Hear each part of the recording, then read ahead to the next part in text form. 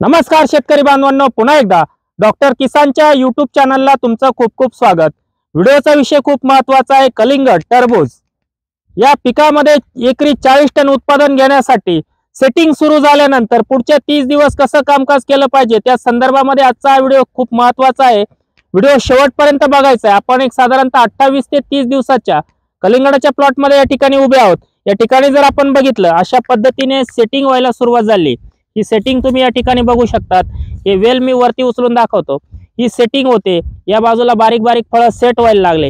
इथून पुढे 30-35 दिवस आपण कसं कामकाज केलं पाहिजे जेणेकरून एकरी 40 टन उत्पादन आपल्याला मिळालं पाहिजे आणि त्यासाठी खत व्यवस्थापन, अन्नद्रव्य व्यवस्थापन असेल, त्याचप्रमाणे फवारणीचं नियोजन, साधारणतः या पिकावर येणारा थंडीमध्ये लाल कोळी असेल 70, 75, 80 दिवस या कालावधीमध्ये हार्वेस्टिंगला घेतो आणि सेटिंग एक साधारणतः 28-30 दिवसाला सुरू होतं। 40-45 दिवसामध्ये आपल्याला एका वेलीला साधारणतः 3 ते 4 फळं चांगल्या पद्धतीने सेट करून वजन आपल्याला 3 ते 5 किलो पर्यंत मिळालं तर आपण एका वेलीपासून त्या ठिकाणी 20 ते 22 किलो पर्यंत आपण माल घेऊ शकतो। एकरी आपण आपलं किती क्षेत्र आहे? 1 एकर। किती झाडं लावले? 7,000 झाडं लावले। मी एका झाडाला 20 किलो म्हटल्यावर तो माल किती होईल? 7,000 गुणिले 20 किलो करा बरं, 14,000 किलो माल। 140 एवढा माल नकोय आपल्याला, 40 टन माल घ्यायचा आहे। आपलं नाव सांगा। माझं नाव राहुल माधव डुटे, राहणार खडकवासला, तालुका चांदवड, जिल्हा नाशिक। Mobile number 91 30 50 81 55। आतापर्यंत डॉक्टर किसान कडे कुठले कुठले प्लॉट रजिस्टर केले तुम्ही? आतापर्यंत द्राक्ष, तांबटी, कांदे, कलिंगड, कारल्याचा प्लॉट यंदा बुकिंग केलेला होता। बर, एकंदरीत 3-4 वर्षापासून तुम्ही डॉक्टर किसानला जॉईंट आहे का? म्हणजे सातत्याने का रजिस्टर करताय प्लॉट? रजिस्टर एवढं की सर खर्च बचत होऊ राहिली नक्की आणि उत्पन्नात वाढ झाली, त्याच्यामुळे मग वारंवार तुमच्या प्लॉट बुकिंग करायची इच्छा होती बा आपली। बर बर, इतर शेतकऱ्यांना एक काय सल्ला द्याल? म्हणजे तुम्ही टोमॅटो, कांदा, उन्हाळी टोमॅटो, पावसाळी टोमॅटो, कांदा पीक असेल, कलिंगडचं तुमचं पहिलंच वर्ष आहे माझ्या मते। दुसरं वर्ष गेल्या वर्षी घेतलेले डॉक्टर किसान तुमच्याकडून। काय अनुभव आला गेल्या वर्षी? अनुभव आल्यामुळेच मी डबल घेतल्यामुळे। बरं मित्रांनो, आपल्या व्हिडिओचा विषय आहे की सेटिंग सुरू झाल्यानंतर आपण फवारणी आणि अन्नद्रव्य व्यवस्थापन या ठिकाणी मी जे तुम्हाला दाखवलं, परत एकदा एक वेल वरती उचलून दाखवतो तुम्हाला। हे बघा, हे जे छोटं छोटं सेटिंग तुम्हाला दिसतंय, मी वरती वेल उचलतो, थोडा तुटला तर चालेल। हे फळ माझ्या हातात आलंय, इथं फळमाशी डंक मारते। अशा वेळेस आपण फवारणी काय केली पाहिजे? या ठिकाणी फळमाशीचे ट्रॅप देखील तुम्ही लावू शकतात। एकरी साधारणतः 10 ते 12 ट्रॅप लावून घ्या, जो ग्लास येतो ज्याच्यामध्ये फळमाशी येते। आणि त्यासाठी पहिली फवारणी त्या ठिकाणी हे बघा इथं लावलेलं आहे, तुम्ही बघू शकतात। हा ट्रॅप तुम्ही लावून घ्यायचा आहे। हा जो ट्रॅप आहे अशा पद्धतीने याच्यात माशा पण आलेल्या तुम्हाला दिसतील। सेटिंग व्हायला सुरुवात झाली, यावेळेस ड्रिपचं पहिलं ऍप्लिकेशन आपल्याला काय द्यायचंय? ड्रिपचं पहिलं ऍप्लिकेशन ही जी सेटिंग सुरू होते, यावेळेस या सेटिंग सुरू होताना आपल्याला ड्रिप मधून एकरी 1 लिटर हॅपी न्यूज 5 किलो 0-7-20, यानंतर फवारणी आपल्याला जर ही माशी डंक मारणारी जर प्रादुर्भाव होत असेल, ट्रॅप लावले तरी एक मिओथ्रिन 250 मिली, ऍसिफेट 150 ग्रॅम असा एक स्प्रे घ्या। हॅपी न्यूज 0-7-20 दिलं, त्यानंतर फवारणी करायची तुम्हाला 2 ते 3 दिवस जाऊ द्या। हे सेटिंग व्हायला सुरुवात होते, त्यावेळेस हॅपी न्यूज दिल्यानंतर 3 दिवसाने फवारणी करायची। तुमचा जर असा प्रादुर्भाव असेल फळमाशीचा, थ्रिप्सचा, नागाळीचा अटॅक असेल, लालकोळीचा अटॅक असेल, मिओथ्रिन ऍसिफेट दिल्यानंतर 2 ते 3 दिवस गॅप जाऊ द्या। पहिली फवारणी त्या ठिकाणी तुम्ही घ्या।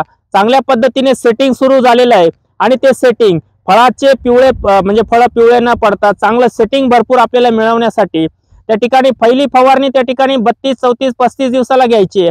200 लिटर पाण्याचं प्रमाण सांगतो। फवारणी घ्यायची आहे तुम्हाला त्या ठिकाणी प्लॅटिनम 500 मिली, 13-0-45 500 ग्रॅम आणि त्यासोबत बोरान रेग्युलर 100 ग्रॅम घेतो। इथं कलिंगड पिकामध्ये, खरबूज पिकामध्ये 200 ग्रॅम बोरान आणि 200 gram Roko. Platinum 500 milli, 13-0-45 500 gram, boron 200 gram आणि रोको 200 ग्रॅम ही फवारणी घेतल्यानंतर परत एकदा तुम्ही दिलेलं हॅपी न्यूज आणि 0-7-20 यानंतर 8 दिवसाचा गॅप द्या आणि त्या 8 दिवसानंतर ड्रिप मधून तुम्हाला द्यायचंय 3 किलो, फक्त 3 किलो ICL कंपनीचं 12-6-22 हे खत दिल्यानंतर पुढची फवारणी तुम्हाला घ्यायची। लाल कोळीचा प्रादुर्भाव तुमच्याकडे होऊ शकतो, त्यासाठी मास्टर ॲग्रोचं झेडलेक्स 250 मिली, आबाशिन 100 मिली, कॉम्बिपट 100 ग्रॅम ही फवारणी झाली. आता फळ बऱ्यापैकी लिंबू आकाराचं होईल. 45-50 दिवस होतील, कदाचित 42-46 दिवस होतील, कदाचित 45 ते 50 दिवस होतील. या वेळेस तुम्हाला फळ फुगवणीसाठी स्प्रे द्यायचा आहे. त्या ठिकाणी झेडलेक्स, आबाशिन, कॉम्बिपटचा स्प्रे झाला. डाउनी मिल्डू बुरीसाठी तुम्ही डाउनी किंग आणि Z78चा एखादा स्प्रे मध्ये घेऊ शकतात. तुम्हाला फळ फुगवणीच्या काळामध्ये त्या ठिकाणी फवारणी करायची आहे. सक्षम ग्रोस्टारचं लिंबू आकाराच्या पुढं साधारणतः 20 ते 22-25 mm चं फळ होईल. 40-45-50 म्हणजे 45 ते 50 दिवसाच्या दरम्यान. सक्षम 500 मिली, ॲजिटेक CPPU 150 ते 200 मिली, 13-0-45 500 ग्रॅम अशी फवारणी केल्यानंतर परत 3 दिवसाचा गॅप जाऊ द्या.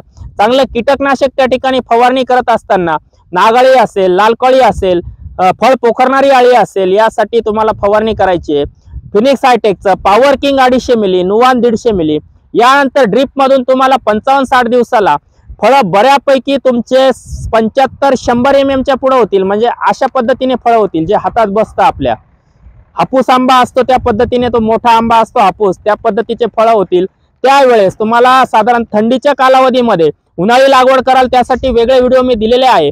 थंडीमध्ये लागवड करतोय, 30-35 दिवसाचा प्लॉट आहे, काहींचे 15 दिवसाचे प्लॉट असतील. त्यावेळेस तुम्हाला ड्रीप मधून एकरी 5 लिटर 4 स्ट्रोक, त्या 4 स्ट्रोक सोबत 3 किलो कोलार पोटॅश तुम्हाला द्यायचंय. कोलार पोटॅश देऊन घेतलं, पुढची फवारणी तुम्हाला करायची. भुरी असेल, डाउनी असेल, त्याचप्रमाणे लालकोळी असेल, एकच फवारणी कशी घेऊ शकता. त्यामध्ये स्कोर 100 मिली, रिजेंट 300 मिली, फॉलिक्युअर 100 मिली अशी एक फवारणी तुम्ही त्या ठिकाणी घ्या. आता फळं बऱ्यापैकी 1 ते 1.5 किलो पर्यंत जातील. 65-70वा दिवस येईल, 1.5-2 किलोचे फळं होतील. पुढच्या 10 दिवसात हार्वेस्टिंग करायची आहे. फळामध्ये चांगला रंग भरला पाहिजे, वजन आपल्याला 3 किलोच्या पुढे मिळालं पाहिजे. त्यासाठी पाणी व्यवस्थापन देखील महत्वाचं आहे. नीट लक्षात घ्या, व्हिडिओचा विषय आहे सेटिंग सुरू झाल्यानंतर एकरी 40 टनाच्या पुढे जर उत्पादन घ्यायचं असेल तर फवारणी आणि अन्नद्रव्य व्यवस्थापन कसं केलं पाहिजे याचं स्पष्टीकरण मी देतोय. बिवटे साहेब, परत एक शेवटचा प्रश्न विचारतो. गेल्या वर्षी किती क्षेत्रावर कलिंगड लावलं होतं? गेल्या वर्षी अर्धा एकरवर लावलेलं होतं. किती टन माल निघाला होता? 16 टन माल निघाला होता. 16 टन अर्ध्या एकरामध्ये. पहिल्याच वर्षी होतं. म्हणजे मी जे बोलतोय 40 टन निघू शकतो का? हो, निघू शकतो. गेल्या वर्षी आरामशीर तुम्ही 16 टन काढला. हो, आरामशीर लावायचा. काय भाव मिळाला होता? त्यावेळेस रेट 6.5 रुपयेच भेटला होता. हा, ठीक आहे ना, रेट 6.5 भेटला तरी खर्चिक पीक नाही ना जास्त. खर्चिक पीक नाही आणि 96,000 रुपये झाले तुम्हाला. कमी दिवसाचं पीक. कमी दिवसाचं पीक 96,000 रुपये तर मिळाले. हो, त्याच्यात माझ्या अंदाजे 36,000च्या वर खर्च नसेल. नाही नाही. बरोबर ना? हो, या वर्षी वाटतं का तुम्हाला 40 टन माल निघाल? निघाल 100% निघाल. हार्वेस्टिंगच्या 3 दिवस आधी मला फोन करायचा. आज जो व्हिडिओ घेतोय सगळ्या शेतकऱ्यांसमोर, जिथं तुमचं आयुष्य भरल तेव्हा आपण व्हिडिओ घेऊ. बरोबर ना? हो. मित्रांनो, आपण आलो होतो 1.5 ते 2 किलो फळ झाल्यापर्यंत. त्या ठिकाणी तुम्हाला शेवटचे 2 ऍप्लिकेशन द्यायचे ड्रीप मधून 3 दिवसाच्या अंतराने. पहिलं ऍप्लिकेशन द्यायचं एकरी 1 लिटर प्लॅटिनम 5 किलो पोटॅशियम सोनाईट. 1 दिवस गॅप जाऊन लगेच फवारणी करायची. शुगर स्टार 500 मिली, पोटॅशियम सोनाईट 1 किलो. 2 दिवस गॅप जाऊ द्यायचंय. परत ड्रीप मधून जे 4 स्ट्रोक आणि कोलर पोटॅश दिलं, त्यानंतर 6-7 दिवसांनी 1 लिटर प्लॅटिनम पोटॅशियम सोनाईट दिलं. दुसऱ्या दिवशी गॅप जाऊन लगेच फवारणी केली कोलर पोटॅश, शुगर स्टार 500 मिली आणि पोटॅशियम सोनाईट. 2 ते 3 दिवस गॅप जाऊ द्या. पुढची फवारणी तुम्हाला करायची त्या ठिकाणी. प्रोसेल 200 मिली, सक्षम 500 मिली, 13-0-45 500 ग्रॅम. शेवटच्या अंतिम टप्प्यातील या फवारण्या झाल्या. पुढच्या 3-4 ते 8 दिवसामध्ये चांगल्या पद्धतीने फळ टणक होतील. एखादं 2 फळ कापून बघा, आतमध्ये चांगला लाल रंग आलेला असेल, शुगर यायला सुरुवात झालेली असेल, व्यापारी बोलून घ्या, एकरी 40 टन माल काढून घ्या त्यासाठी. परंतु मी सुरुवातीपासून शेवटपर्यंत ज्या पद्धतीने सांगितलं, तंतोतंत जर शेड्यूल फॉलो केलं तर 40 काय 70 टनापर्यंत माल निघू शकतो. गेल्या वर्षी अर्ध्या एकरात किती झाड होते? कमी होते का या वर्षी? कमीच होते. 3-3.5 हजार झाडे असतात. म्हणजे तरी पण ॲव्हरेज बऱ्यापैकी मिळालं. 16 टन माल काढला तुम्ही. या वर्षी 100% 40 टन माल काढण्यासाठी तुम्हाला तर तुम्ही प्लॉट रजिस्टर केलाय वेळोवेळी. तुम्हाला आता 3 शेड्यूल आले, यापुढे अजून 3 शेड्यूल येतील, माल हार्वेस्टिंगला येईल. इतर शेतकऱ्यांना मी जो सल्ला दिला, शेतकरी मित्रांनो, कलिंगड पिकामध्ये कमी कालावधीमध्ये कमी खर्चामध्ये चांगलं उत्पादन 6-6.5 रुपये रेट मिळून 16 टन अर्धा एकरामध्ये एकरी मी 40 टन म्हणतोय, 30 टन मिळाला तरी तुम्हाला किती पैसे होऊ शकतात, त्यासाठी खर्चाचं नियोजन कसं ठेवायचं त्या संदर्भामध्ये संपूर्ण व्हिडिओ मी देण्याचा प्रयत्न केला. व्हिडिओ शेवटपर्यंत तुम्ही बघितला, चॅनलला प्रथम आला असाल आणि व्हिडिओ आवडला असेल, चॅनल सबस्क्राईब करून व्हिडिओला लाईक करायला विसरू नका. नमस्कार.